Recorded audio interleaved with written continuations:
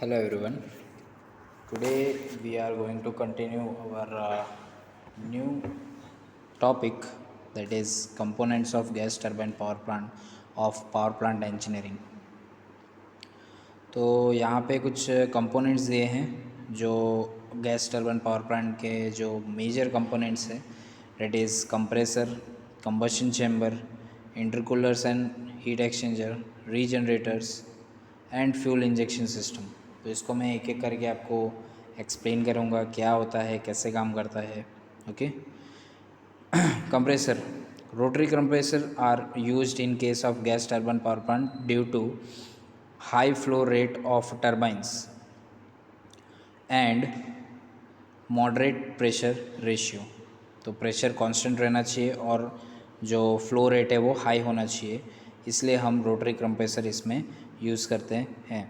The commonly use rotary compressor are centrifugal and axial flow compressor.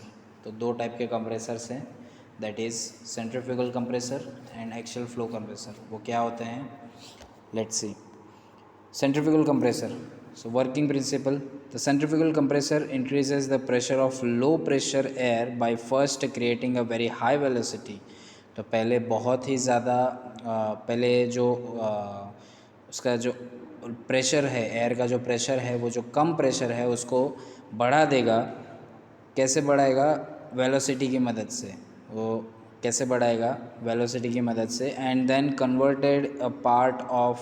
converting a part of this kinetic energy of moving air into high static pressure by centrifugal force. तो centrifugal force की मदद से kinetic energy को, जो kinetic energy air की जो kinetic energy है उसको कन्वर्ट कर देगा स्टैटिक प्रेशर में, high static pressure by centrifugal force. Okay. So exactly कैसे ये वर्क करता है, let's see. Construction and working. A single stage centrifugal compressor consist of an impeller.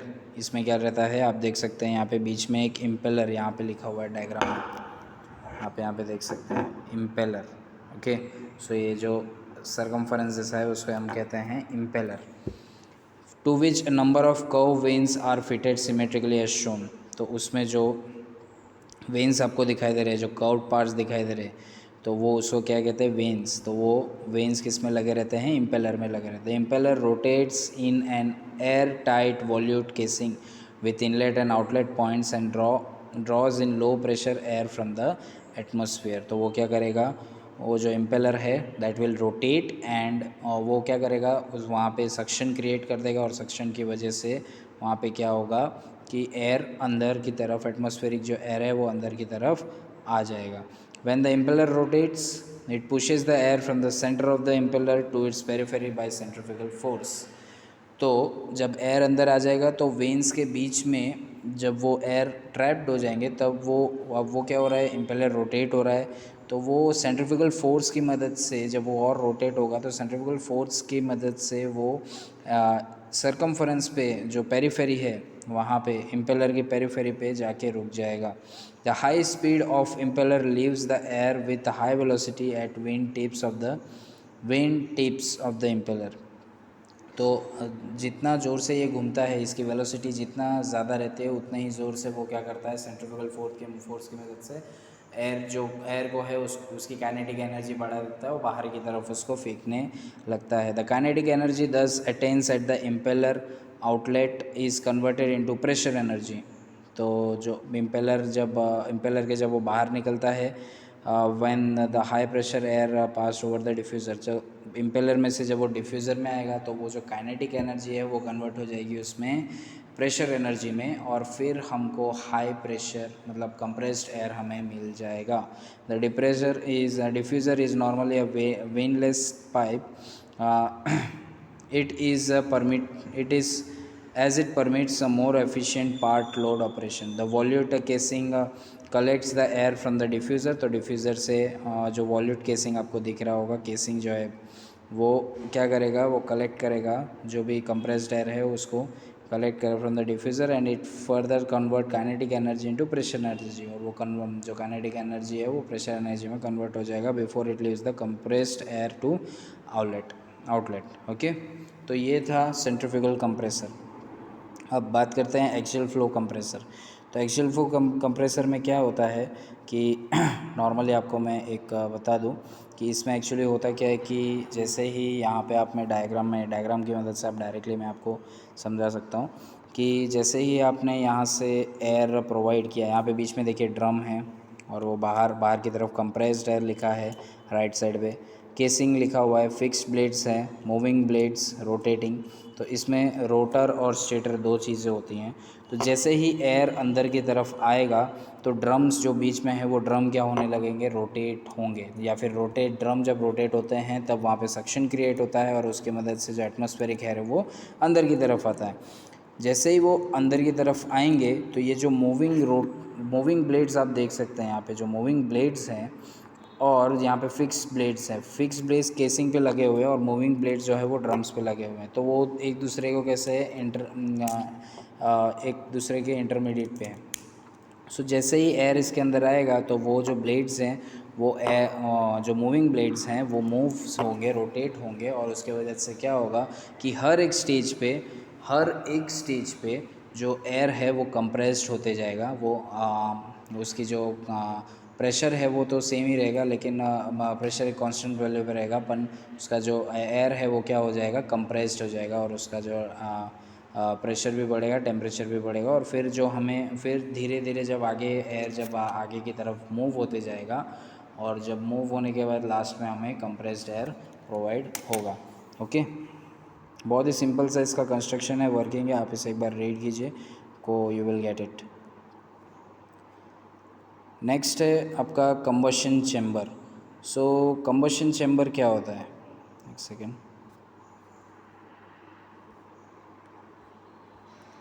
So combustion chamber, तो जिसमें ऐसा एक चैम्बर या फिर ऐसा एक कंटेनर या चैम्बर बोल सकते हैं जिसमें कंबशन प्रोसेस होता है, जिसमें कंबस्ट मतलब जलने की प्रक्रिया या फिर कोई चीज़ को जला देना, उसको बोलते हैं कंबशन चैम्बर। तो उसके जो फुलफिलमेंट हो उसको कैसे, must fulfil the following condition, thorough mixing of air and fuel, तो एयर और फ्यूल का मिक्सचर बहुत ही अच्छे से होना चाहिए। हाई रेट ऑफ कंबशन ज़्यादा रेट में होना चाहिए। No carbon deposits carbon deposit नहीं होने चाहिए। Low pressure losses, then minimum है हीट लॉसेस। तो ये सारे जो है वो कंडीशंस हैं कंबशन चैम्बर में। The physical process of combustion is divided into 4 basic steps, that is formation of reactive mixtures. तो जो मिक्सचर जो रिएक्ट करने वाले हैं, जैसे कि नॉर्मली एयर और फ्यूल होते हैं, तो वो रिएक्ट करने वाले उनका फॉर्मेशन अच्छे से होना चाहिए। इग्निशन मतलब फ्यूल क्या करेगा, इग्नाइट होगा। फ्लेम प्रोपोगेशन मतलब उसमें फ्लेम प्रोड्यूस होना चाहिए, फ्लेम होगा तभी उसमें आग लगेगी। और cooling of a combustion products with air, that is atomization should be done for perfect burning. Okay, so यहाँ पे कंस्ट्रक्शन एंड वर्किंग यहाँ पे दिया गया है एक ऑफ कंबशन चैम्बर का, कैसे कंबशन इसमें प्रोड्यूस होता है। So combustion chamber employs an outer cylinder shell with a conical inner sleeve, ठीक है, which is provided with the ports or slots along the length। तो यहाँ पे आप देख सकते हैं, यहाँ पे ऊपर लिखा है आउटर सिलेंड्रिकल शेल। तो ये पूरा इसको जो स्ट्रेट लाइन है, हॉरिजॉन्टल लाइन, इसे हम कहते हैं आउटर सिलेंड्रिकल शेल। तो ये कैसा रहता है, सिलेंड्रिकल टाइप में रहता है, और अंदर जो रहता है वो इनर कोनिकल स्लीव रहते हैं, ठीक है। और इसमें which is provided with ports and slots, जो पोर्ट्स भी है और स्लॉट्स भी लगे हुए हैं। तो कैसे क्या काम आएगा वो हम देखेंगे। Fuel line conveys fuel into the nozzle. तो जो फ्यूल लाइन यहाँ पे आप देख सकते हैं, यहाँ पे लिखा हुआ है फ्यूल लाइन। तो इसकी मदद से हमें फ्यूल हम अंदर की तरफ भेजेंगे जो कि नोज़ल के थ्रू बाहर आएगा। Nozzle is fitted at the apex of the cone through which fuel is spread in the conical pattern way into the sleeve. तो ये जो स्लीव है वो मतलब इनर कोनिकल स्लीव है, उसमें नोज़ल की मदद से वो स्प्रे जो है फ्यूल जो होगा स्प्रे होगा। Also an ignition device such as spark plug is located in this portion. तो एक स्पार्क प्लग भी वहाँ पे लगाया जाता है ताकि वो इग्नाइट हो सके। A few airports are provided very near to the location of the nozzle so that combustion air can be supplied directly to the fuel, ठीक है। This ports are fitted with vanes to produce a whirling motion which creates turbulence effect.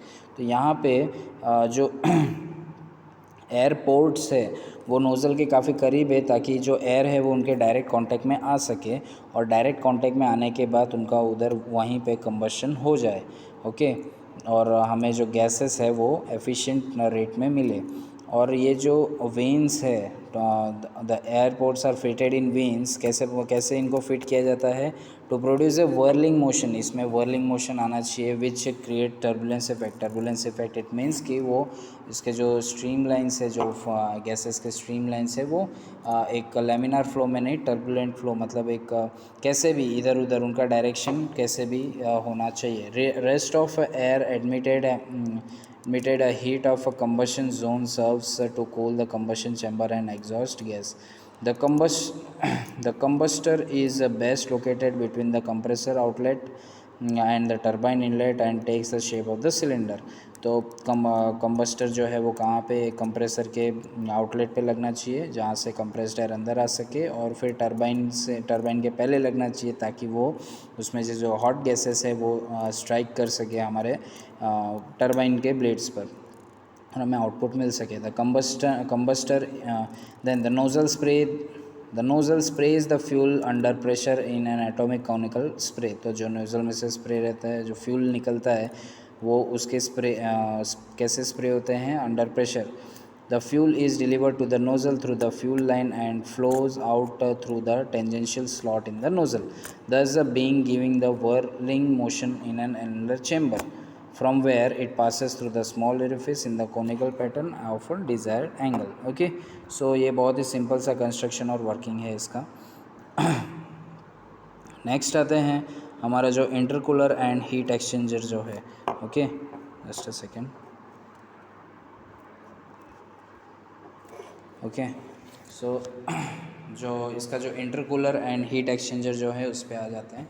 Intercooler is used in gas turbine power plants where when multiple stages compressed air is carried out to fill the required of high pressure. तो जो intercooler या फिर heat exchanger बोल सकते हैं वो किस लिए यूज़ होता है, ताकि एफिशिएंसी हमारी बढ़ जाए और जो कम ज़्यादा से ज़्यादा हम जो एग्जॉस्ट गैस है उसका यूज़ अप कर सकें। तो कैसे होता है, तो यहाँ पे आप मैं कंस्ट्रक्शन की मदद से आपको डायरेक्टली यहाँ पे समझा देता हूँ कि पहले क्या होगा कि यहाँ पे आप देखते हैं cooling water in, cooling hot water out, बाहर जा रहा है, और फिर cool air out, hot air in. तो ये कैसे हो रहा है ये हम देखेंगे।